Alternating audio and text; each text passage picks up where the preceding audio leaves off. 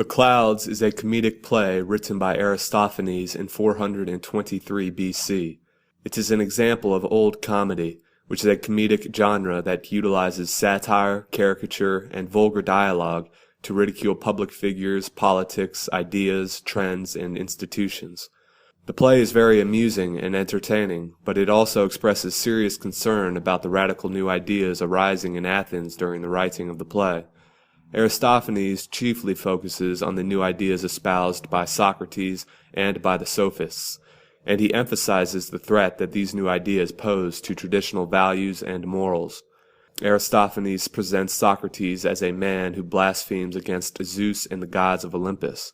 Socrates only worships the clouds, and he argues that Zeus does not exist. Socrates' new teachings threaten to undermine the traditional values of Athens.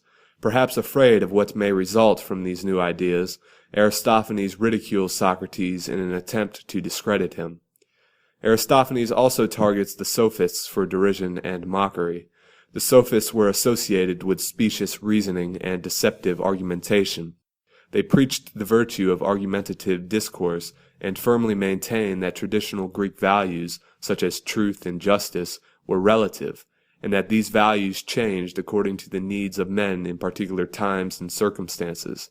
In short, the Sophists asserted that what is right and just in one society may not be right and just in another. Although Socrates denounces the principles of the Sophists, Aristophanes discerns no difference between them.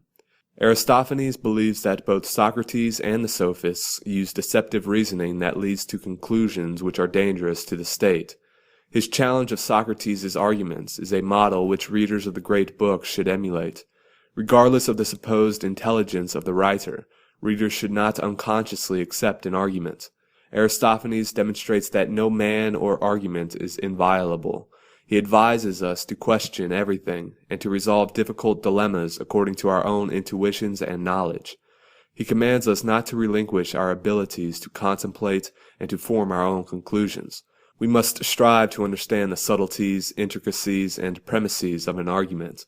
Only then ought we to make a conclusion regarding its truth.